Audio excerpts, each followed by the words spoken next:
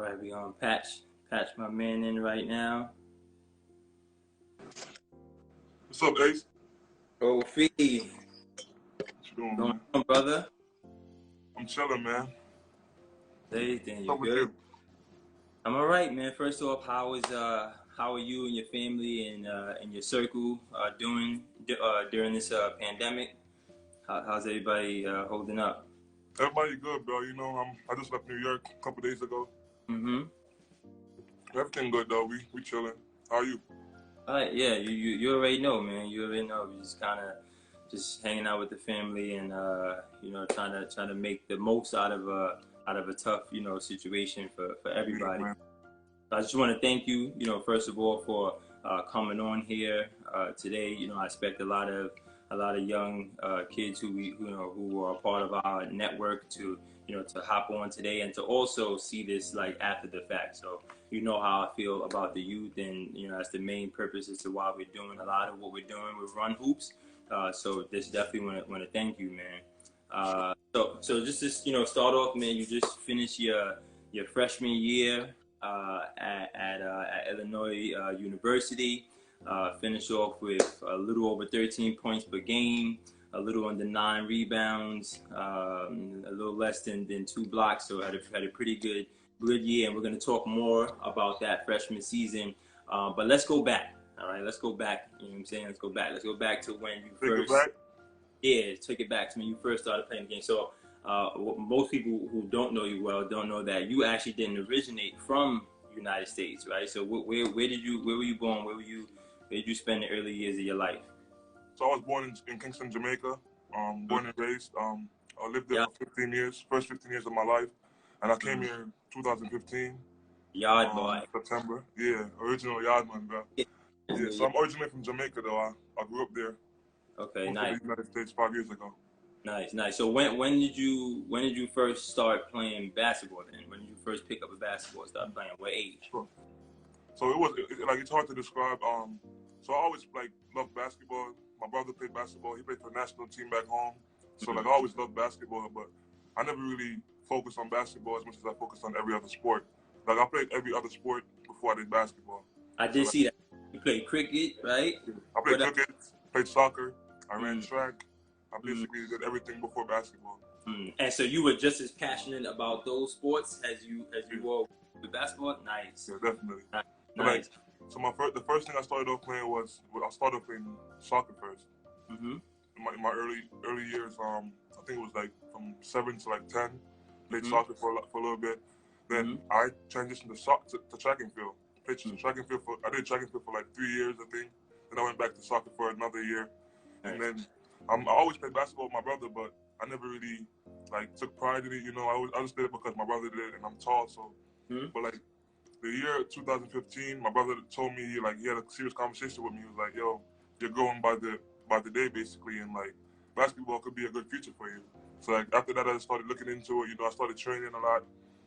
I actually had my first organized practice 3 months before I came to the U.S. So that was like the summer of 2015. I had my first organized practice. We're gonna get there. We're gonna talk about that, right? So, there's always a debate. Now that you're mentioning that, there's always a debate, right now, especially when I'm speaking to other parents about like young athletes playing other sports. I think a lot of people, especially people who have like the hoop dreams, have like zeroed in on a particular like sport. Like they just want to be completely dialed in. And from what I've seen in research, from what I've heard, other specialists that should, be taken seriously have said, is that playing those multiple sports comes with a lot of advantages. So, did you feel like you kind of had an advantage when you first started playing ball because of your background with those other sports? I mean, I wouldn't say that.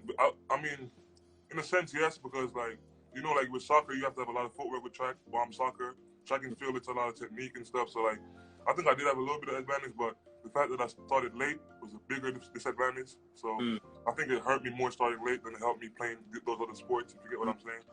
okay. But like, I definitely think there's an advantage. Like, I didn't have to really spend as much time on a certain like aspect like as somebody else would have because of my ability to be like, okay, yeah, I get it fast and like my footwork. So like it was way easier for me to like get better and learn. Nice, nice. So your brother, you know, being somebody who played for the university out there, he was an important part in your early development and you getting an opportunity to actually, you know, kind of take the game seriously. You would say he was definitely important in that. Yeah, definitely. My brother's everything to me, man. You know, growing up, he's the person that I followed. He's the one that like I aspired to be like. He was my role model ever since I was a kid because he was like I just viewed him as this perfect human being, you know. So like everything that you see like in me, like I'm a duplicate basically of my brother. Like everything Nice. that you see here is like it's my brother. So and like just growing up and watching him, you know, like overcome every obstacle that he faced. You know, being a strong man that he is, like that's one of the real reason why I started playing basketball because I decided, oh, my brother likes this and he thinks that this is what's best for me, then it has to be. Nice, nice. So you in 2014, 2015, around that time, you basically get an opportunity to come here to the United States. Now, your mom actually was here from 2009, right? Yeah, She was here before you. So, I know, you know, the way I was growing up, man, I was a real, you know, mama's boy. I was independent, but I was definitely a mama's boy. So, what was it like those years? You know what I'm saying? Being out there and not having like you know your mom around. it was Like, tough, man. I, It had a huge effect on me, a negative effect on me. mm, Like as far as like school and just focus, you know. So like before my mom left, I was actually a really good student, like an A student, like doing well in school, really respectful kid, you know. So like after my mom left, I just started like finding myself, you know, being less and less interested in school, less and less interested in being a kid, you know, because I felt like I had to like basically take up responsibility somewhere, you know, because my mom is not here no more, and I mm, felt like that had to like it had a negative effect on me, like in the beginning of my in the start, like when she left, but like I said, man, it's like my brother. He was there to reel me in and make sure I could stay on track. But like I feel like it definitely played a huge impact in my life. Her leaving that early. yeah, I can only imagine, man. So your decision to come here to the United States was it a basketball decision? Was it to reunite with your mom, or was it like a combination of both those Um, things? it's just a blessing, man. You know, it's God's blessing. It's just like funny how the school that I was supposed to come here to play for was right in Queens, where my mom, like close to where my mom lived. Mm. The situation was just perfect. You know, like it was hard to say no to it. Like everything just like connected basically. Like, so that made my decision really easy. But it was ultimately a basketball decision to come here Mm. and basically play basketball and see how far I could get. So an interesting fact, and I feel like you only ever hear this with big men, or at least most of the time when you hear this with big men. But the interesting fact is that you actually didn't start playing organized ball. Like the first time you played organized ball was as a freshman in high school, right? Yeah. You actually played organized ball. So then what kind of ball were you playing back in Jamaica? Was it mostly like pickup ball and like run? And was that most of how Yeah. you? So like we have this thing that we do back home. So I play with the older men, like my brother and them. So like his friends work like during the week. So like, the only time we really play, like we know, all right, Saturday night and Sunday night for sure, right? And then on the holidays we play in the mornings at 7. So like, that's the only basketball I really played. I And never really played with kids my age. And it was just pickup ball Yeah, basically. it was pickup ball. Like just go out there and play with the bigger dudes. So all right, so and how important, because obviously you know that's a major part of what we are like as run, like we're you know run is all competitive play, Yeah. right? So on every level, right? But when most people think run, they think pickup ball, and that is a large part of what we are looking to push. Like our app, everything is really focused around that. So like how important do you think pickup ball was to like your development and that environment, that setting, the things that come out of pickup play? Yeah, man, it was really keen to like I think just being able to play with those older folks, you know, those stronger guys, you know, like everybody that knows me knows that I'm a physical player. Like I rely on my strength a lot and my athleticism, and like just being able to play with those guys, I think it really helped me in the sense of coming over here and like when I moved here, like the speed and everything was so fast to me. Like it took me at least 6 months to really pick up with the speed and like get like organized and really settle in. So like I think me being able to play with those guys and like learning so much from them, like from a physical aspect and like a mental aspect, because they teach me the game a lot. They're older dudes, and like just being able to do that, it helped me a lot with coming over here and adjusting. Because if I didn't know that, my transition would have been a lot longer. It would have probably took me longer to like adjust and like basically get better. So playing with those, not just playing organized, you know, pickup ball, but also playing with those older guys actually gave the education. And that's the best form of pickup ball to me, right? And that's when we do our run, we try and make sure that we're coaching kids and we're kind of making sure the game is played the right way, even though we allow them to have that freedom. One second. No problem.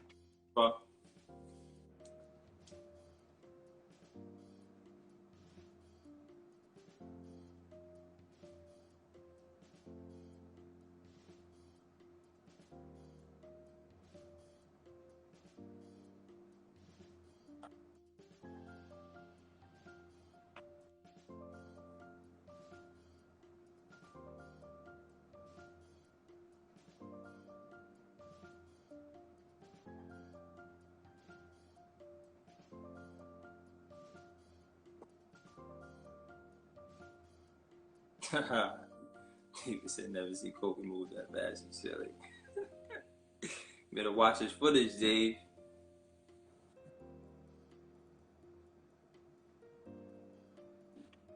Thank you again for everybody who's tuned in right now to the first run-up interview.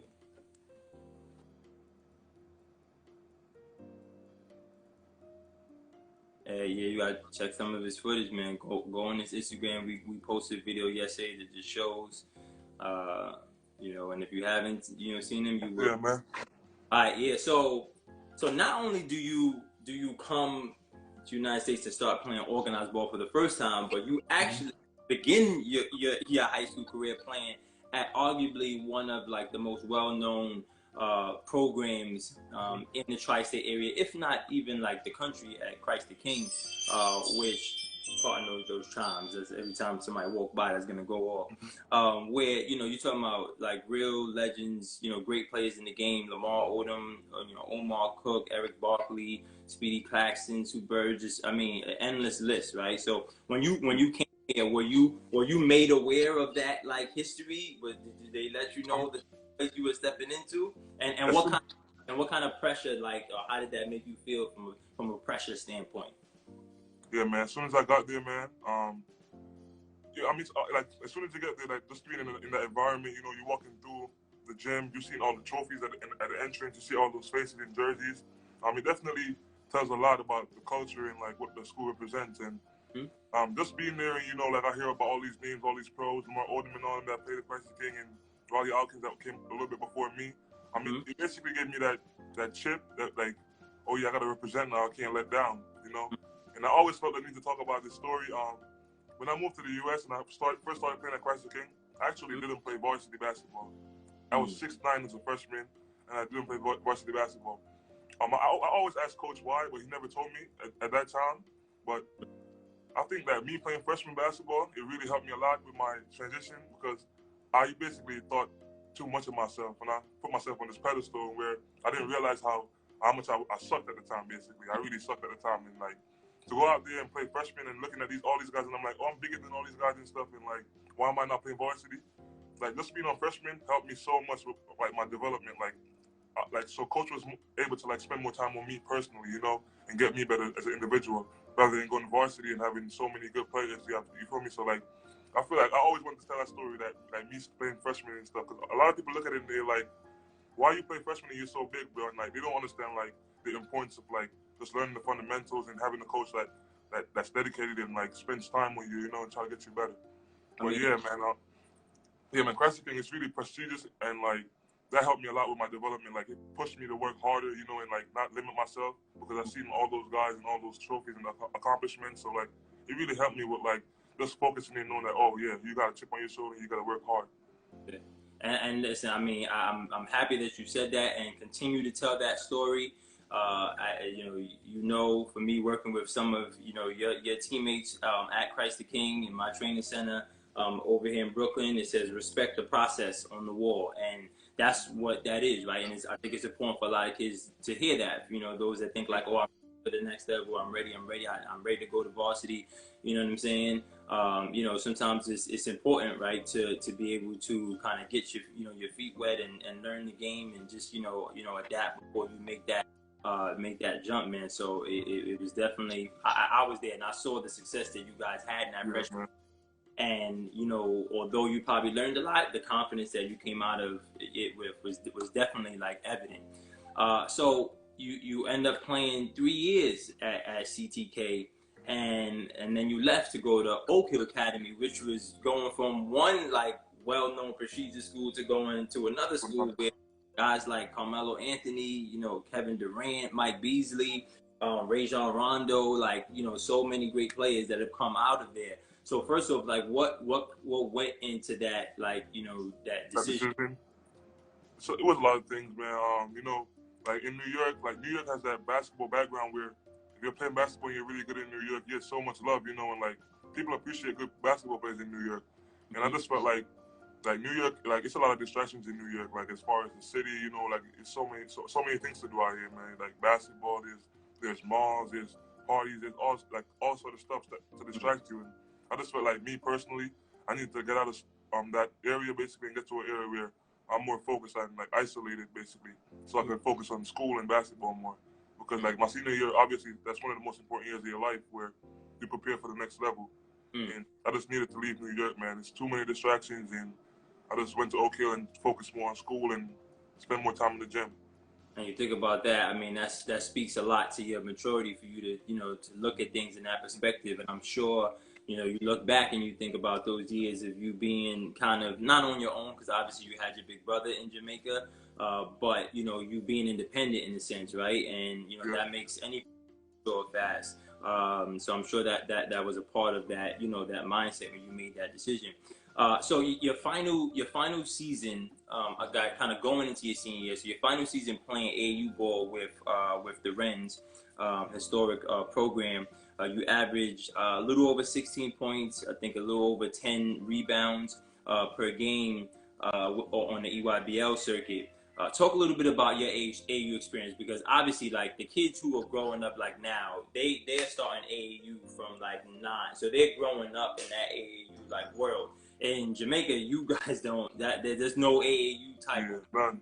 You were newly exposed to that, so talk about your AAU experience. Talk about how the success of that like helped, and how even that summer kind of helped you in terms of deciding that you were going to go and play on a national schedule, right? Which is one of the major differences between a great program like Christ the King and Oak Hill is that national schedule. So how did that AAU experience help you with that? Hey man, just like Christ the King, man, AAU was another eye opener basically. When I first started playing AAU, I played with the Renaissance. I played with it for all 3 years. But like my first year with the Renaissance, I played 16 and under, and like just walking in the gym. And like I could remember telling myself, "Yo, you really, really suck. Like you need to work harder." Because like the first thing I saw when I walked in the gym, I saw Hamidou Diallo, Wendellin, like or Vert, and I'm just looking at him like this guy's 6'5". You feel me? Shout out to him. And I see Jordan Tucker coming down. He's 6'6" and he's shooting threes like it's nothing. And I see Jordan Noir and I see all these big names. And I'm like, "Yo, these guys are really, really good. They're fast, they're strong, athletic, skilled." And I'm like, that really opened my eyes a lot more to like a sense where I'm like, oh, these guys doing all that and they're this size, you feel me? And I'm like, I need to put more hours in the gym if I'm gonna be like that, if I want to be like that good to get a college offer or anything. So like that was the first thing I saw when I walked in there, man.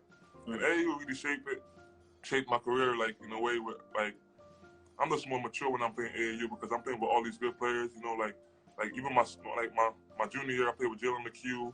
I played with the likes of kids like Khalid Moore from Georgia Tech.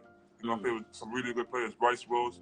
So like, it just like, you have a sense of maturity when you're playing with good players because like you're accountable for yourself, and like you know that okay, you can't really do too much because you have all these other players that's on your team, and you can't really expect as much.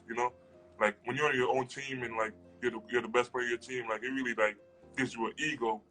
And like when you're playing basketball, I think you need an ego, but not as much. So like I think the playing AAU.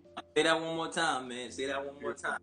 Yeah, man, you need an ego, but like you don't need that much of an ego because it could kill you.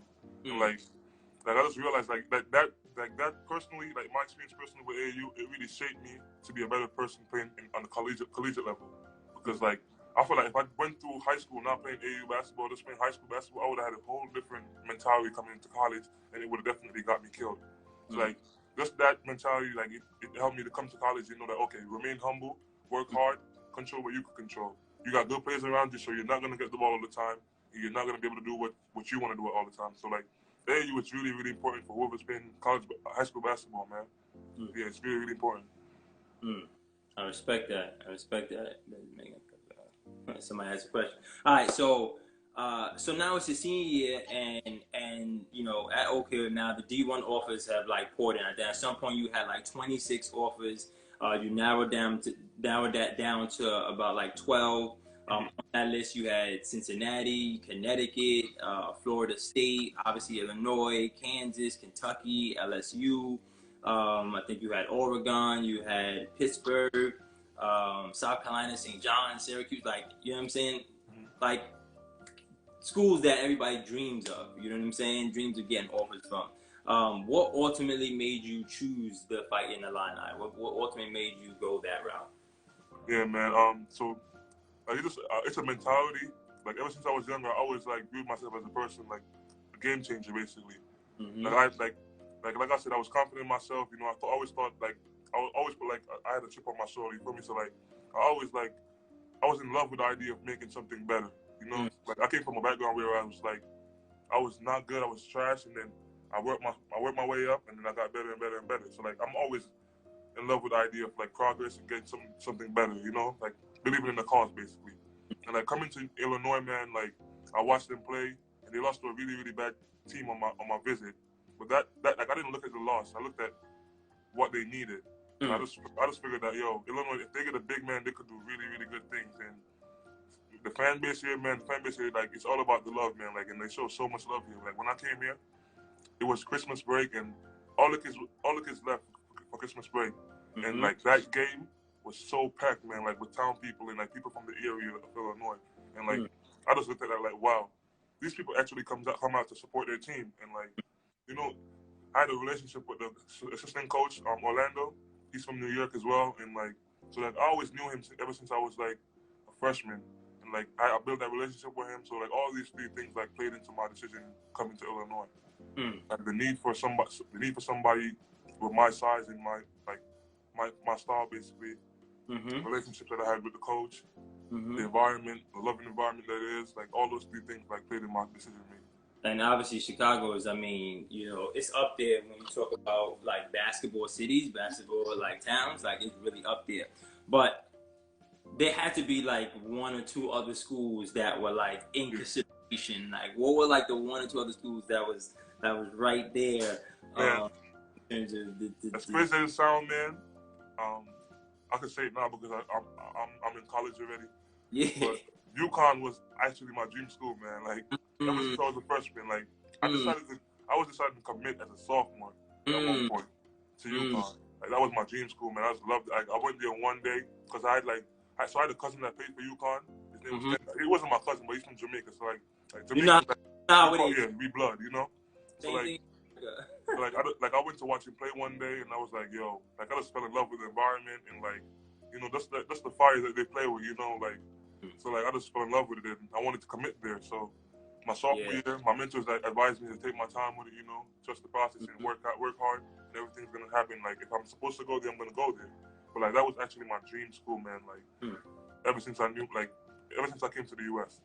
Nice. Kansas was another one. Kansas, like I love Kansas because of what they do with their bigs.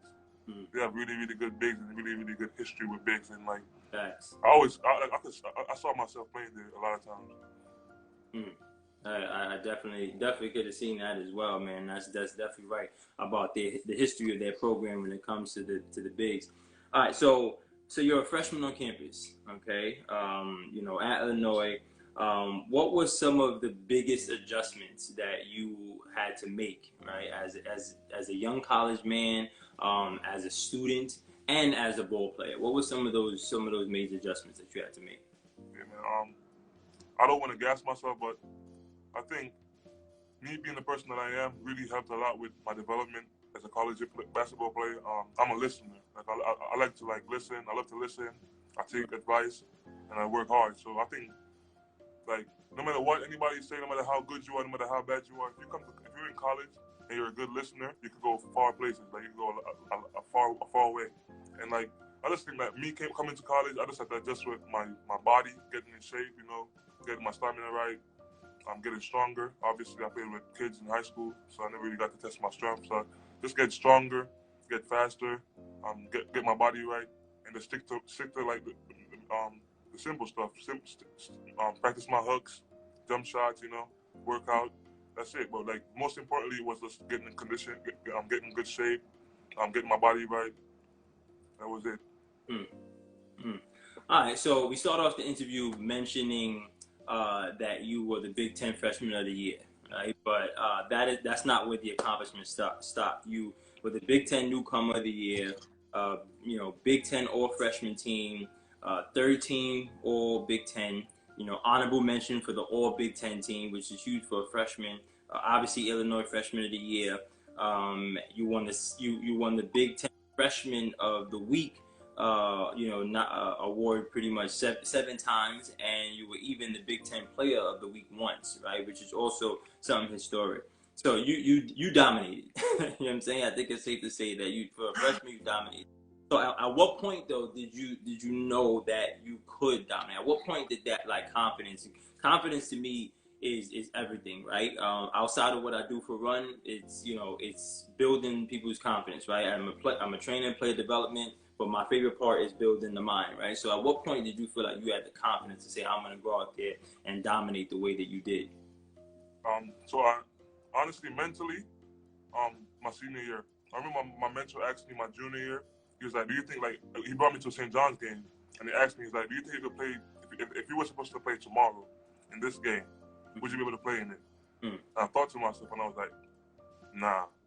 But like, my senior year going into college, that summer going into college, like I just saw myself getting so much better, like I saw my whole mindset change. I started working twice as hard, I started dedicating more time to the gym. And like I'm a person like as cliche as it sounds, I trust the process, and like I trust that if I put the work in, I'm gonna get my results. So like I know how hard I work, and like I just always knew that if I keep working hard, good things gonna happen. But like going into the season, going into November, I definitely saw myself dominating. As far as like being in Illinois for the whole summer, working out, getting in shape, and then the practices leading up to the season, like I saw myself dominating from there. Nice. So you finish off that freshman year and you declare for the NBA draft, man.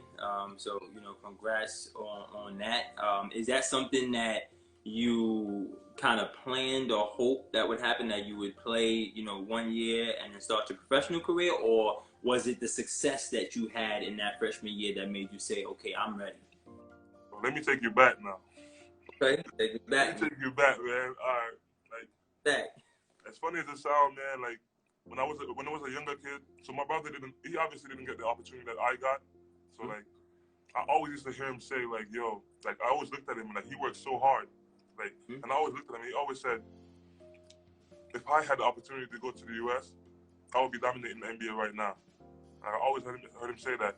So like me coming here to the US, my freshman year to junior year, I had no idea. Like my mind was not like I had no idea I would be able to make it to the NBA or like even put my name in the draft.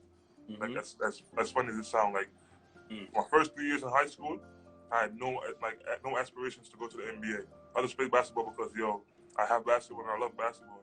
So like after my junior year, like at the end of my junior year, I heard a lot of people saying, Kofi, you could go to the NBA. People started telling me. Obviously, you start hearing from everybody. People start coming around now. Like I started hearing, keep doing what you're doing, keep working. You got a chance, basically. And like from then, I just like had that mindset back. Oh wow, like I could really make it now. You feel me? And I just took on what my brother said, like, like he always told me, if he had the opportunity, and I know I have the opportunity now, so like, I just wanted to make the best of it. And then from then going on, I just started looking at it like, I got a family, you feel me? I got a family to provide for. Like, as much as I love basketball, basketball is the way for me to provide for my family. And like, from then I just started like thinking like, oh yeah, I'm gonna work hard and I'm gonna see what happens. I never really thought that it would be after my freshman year. Like to me, like it doesn't really matter when it happened, as long as it happens, because like I said, like I just trust the process and like I work hard, so like good things happen. But like I never really thought it would be after my freshman year. So like it just happened that I had a good freshman year, man. My brother started telling me, listen and see what happens, and then my mentors advised me to test the waters. What happened is now can you see me there? No. What happened? You know. So this out of curiosity, what position did your brother play? Was he also a big? Power forward. Power forward too. Okay, so I'm sure that helped. That helped as well. All right, so just us continuing to to go back. Who was your toughest opponent that you've ever played against? And Ever? why? Yeah, as you did you ever, if you could remember, like who you Talking feel about college or like high school? like both, man. Somebody that's notable. You could tell me who in high school. So I got two players for you. Okay. I got Isaiah Stewart and I got Luka Garza.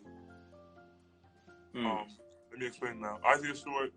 So me in high school, if you know me, obviously, I wasn't in really good shape. I was 315 pounds in high school. You were a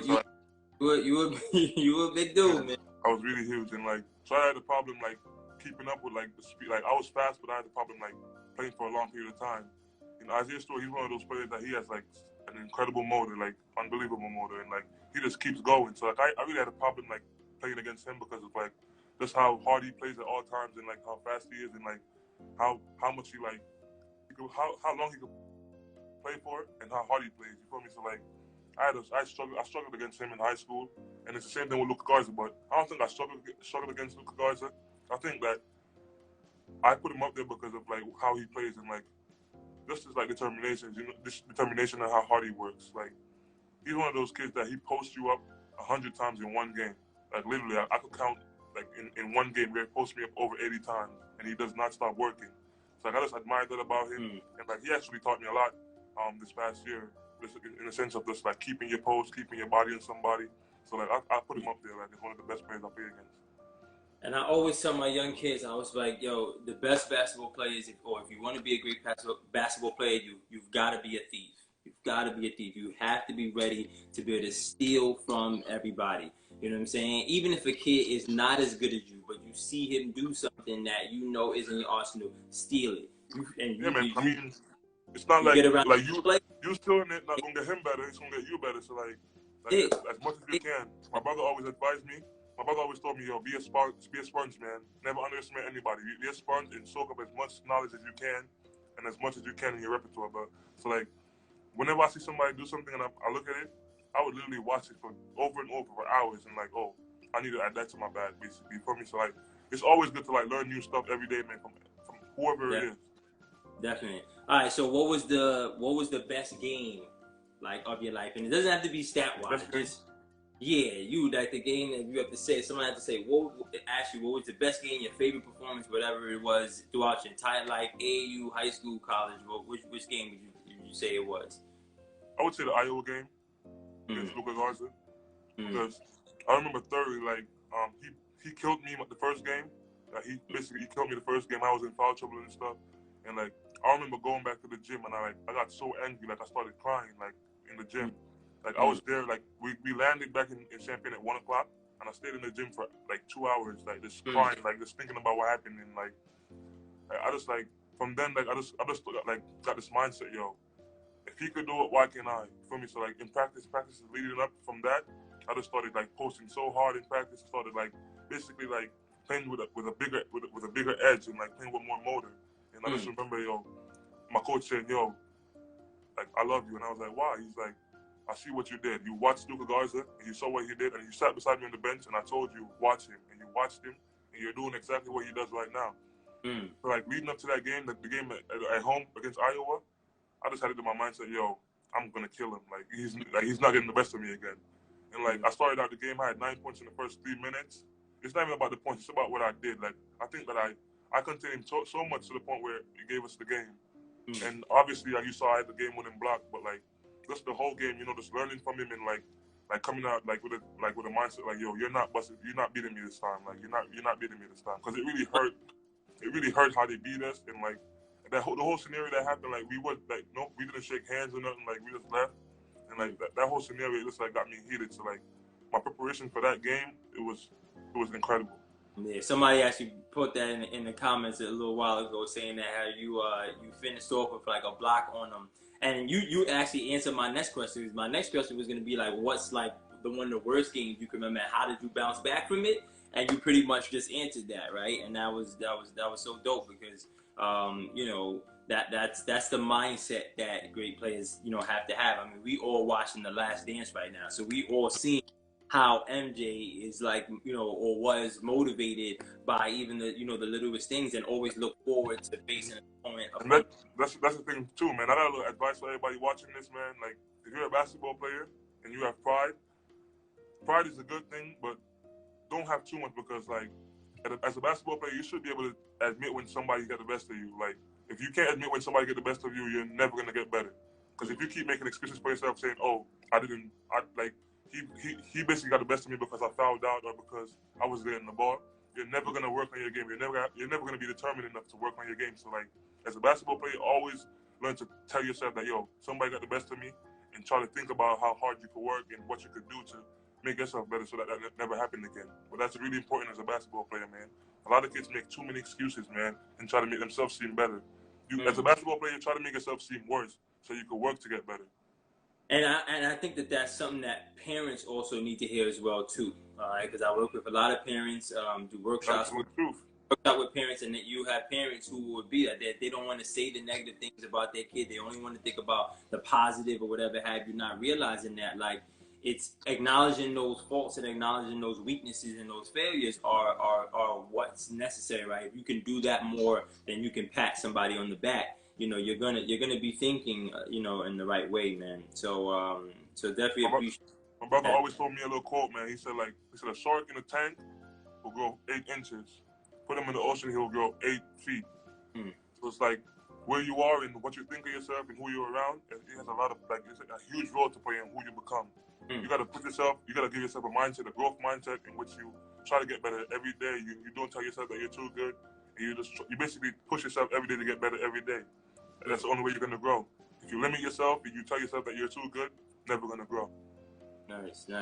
All right, so let's lighten it up a little bit, man, to finish this off. So I know you got a few hobbies. You know, like to listen to music, like to write, like to draw. Who's your favorite musician? What artists do you like? I love Bob Marley, man. I mean, you had to say that, man. If you ain't I love him. Like truthfully, man, like that's the only like person I can really listen to, like when I'm down and like both when I'm down and when I'm up. And that like that means a lot to me, man. Like I would listen to Bob Marley for hours and sit down and like it's the only artist I can listen to, and I could just have like I could meditate. I could connect with his lyrics. I could like listen to him and like just feel it, you know, like I would sit down here and I would listen to Bob Marley and I would just like sit down and meditate for a whole 2 hours, man. Like it's incredible. Dope. Yeah, I mean that's his, you know, timeless, man, timeless, definitely. All right, and then writing. So you like to write. What do you like to write? I always had a creative mindset. So like in school, like my favorite subject was English. And, like I just loved writing. Like I would sit down and write stories, man. Like make believe stories about my past. And I would just like sit down and write them. You know, I just always like I was in love with it. So I write like stories about my life. I can make up stories. Like if you give me a scenario, I can make up a story about it, write it down. Like I just love doing that. So you see yourself being an author someday or publishing a book someday? I might, man. I love drawing too. Y'all underestimate me. I'm gonna put out some stuff for y'all. All right. And what about like, you know, drawing? Like you just, you know, is there? I love drawing. I draw cartoon characters, anime, stuff like that. I never really drew like a person. My brother could draw. My brother could look at you and draw you. My cousin could do it as well. I grew up with them. So like I always like had a pencil in my hand, but I never really got that good. But I could definitely like draw anime, cartoons and stuff like that. Nice. All right, and what's your favorite meal? My favorite meal?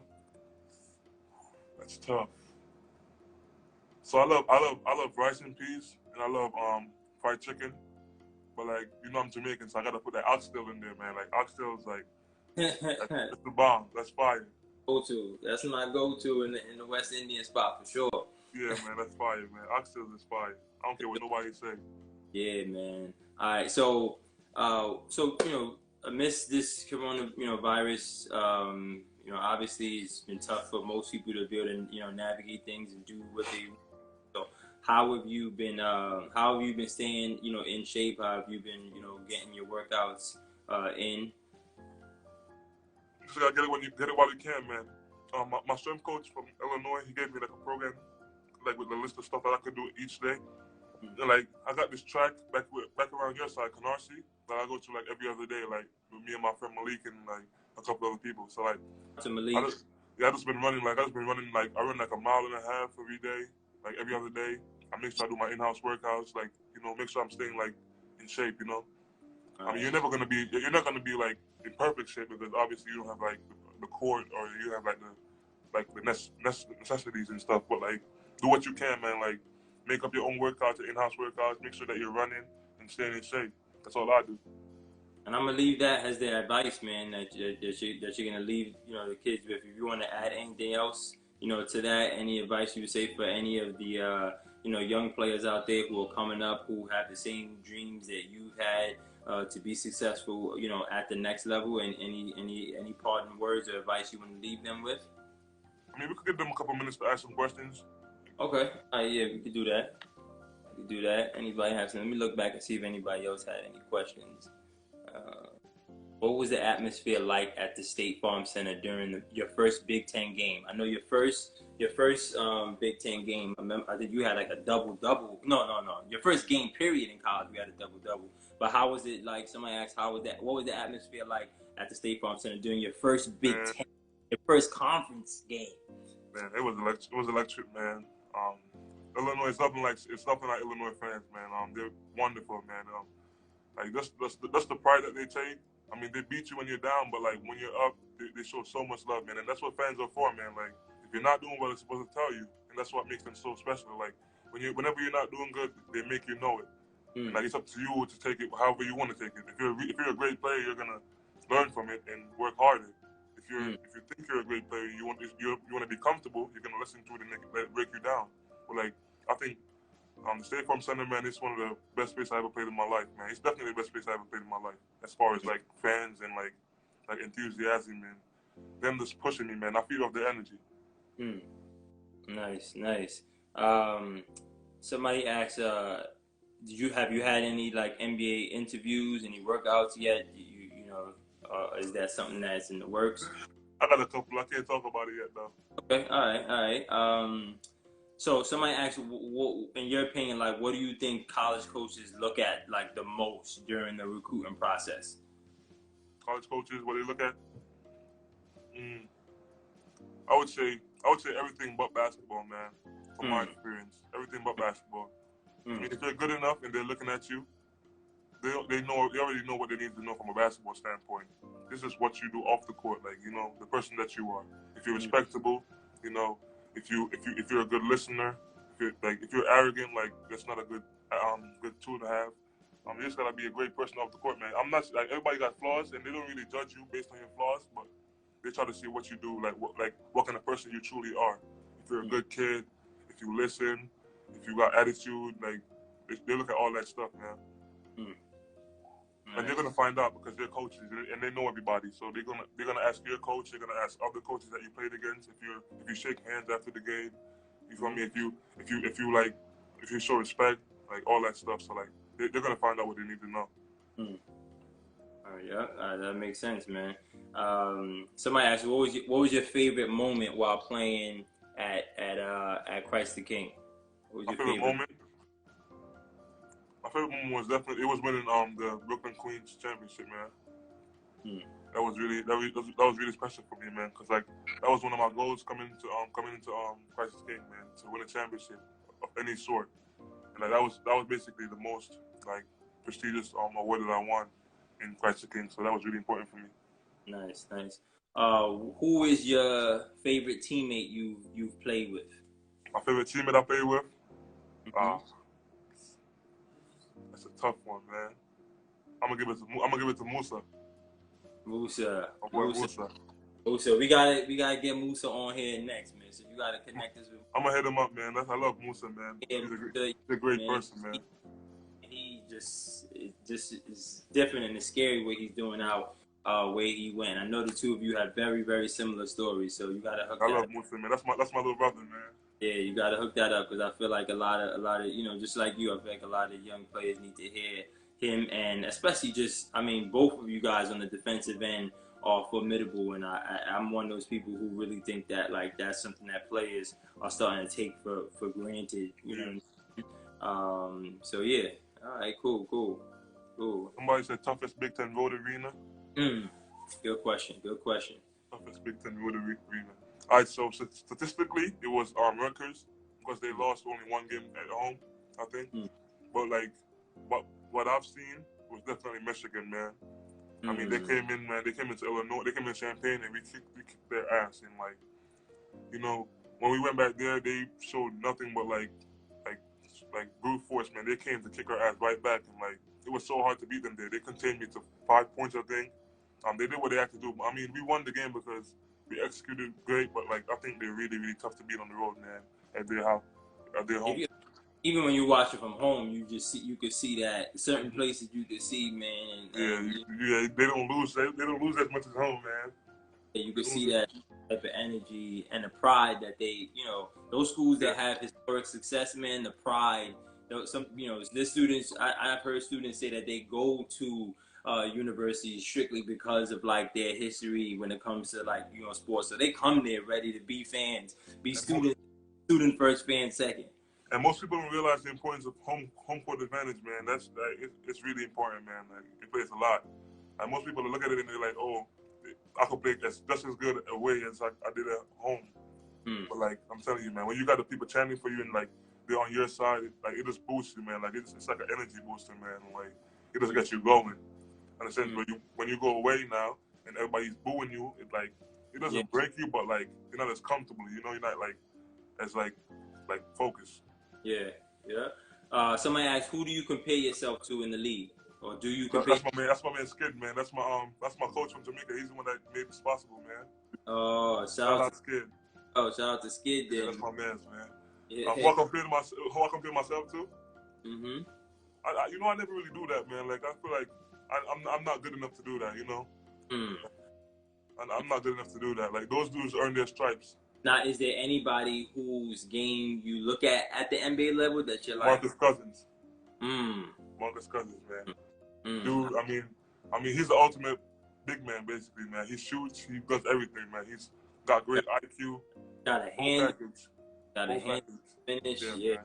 I love the Marcus Cousins, man. Yeah. And man, hopefully, he's able to bounce back from that injury. That's my dude, man. Yeah, I mean, he's definitely arguably one of the best big men over the last, 5-10 years. Just, hasn't been able to land on a good team, but once he did, he unfortunately, got hurt. But that's definitely a player any big should try to look at. That's a new age and big. So. I love the edge that he plays with, man. Like he got that attitude thing, that little swagger. Like he feels like nobody can mess with him. He got that, that anger. Like whenever he gets on the court, he's a different person. Like I love that mindset. Like when you get on the court, you should have any friends, man. No friends. Yeah. Somebody asked. All right, so we're gonna go probably 1 or 2 more questions. Somebody asked, what's the best place to eat at in Champaign? Oh, we see Grill, man. The hibachi, man. It's fire. I'm about to go get some right now in a little bit. Yo, you out there? Okay. I know that deep dish pizza. I'm a pizza guy, you know what I'm saying? And obviously, pizza, you go to certain places outside of New York, man, it'd be super disappointing. But I hear that Chicago and that deep dish is a nice rival to the New York pizza. True? I got to lay off the pizza, man. I can't be missing the pizza right now. No, not right now. You ought not to, right? But I'm sure. So I'm saying right now, you eat one slice of pizza, you're 5 times happier. I'm sure during that year you probably indulged a little bit, man. But yo, listen, man. Once again, I want to really, really, really, really thank you for taking the time out, to come and speak to us. You're officially the first person to come up on the Run Up series. This is something that we shout out to Coach Frank. We originally wanted to do this about a year ago. We wanted to start it off just as a way to kind of connect with people as we got ready to launch our app. Then we realized we learned a few things and realized that we wanted to kind of go back to the drawing board on the app. So now that it's we're ready to start beta testing it. Everybody who might be interested, go on runhoops.com. You know, look into, you know, the app, learn a little bit more about it. We ain't saying everything yet, but we are putting a little bit out there about it. So if you want to sign up to beta test it, so this is just something that we were looking to do.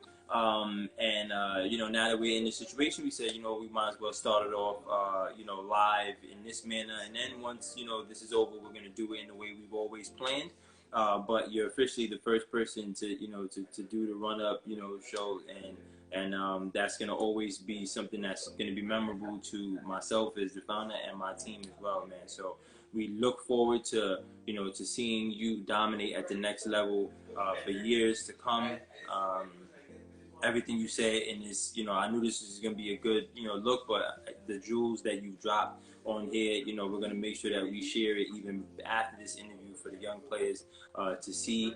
So continue to be that kind of leader. You know, you may not realize how many people are looking at, you know, you as an example, but I'm sure you are. I'm sure what you're going to do is going to also kind of cultivate a different kind of love for basketball in Jamaica as well, which is what often happens when players from, you know, foreign countries having success at a large scale here. So I just hearing you, you know, in this interview, I know that you are going to be prepared to take on that role and be the kind of leader that you know your home country is going to need.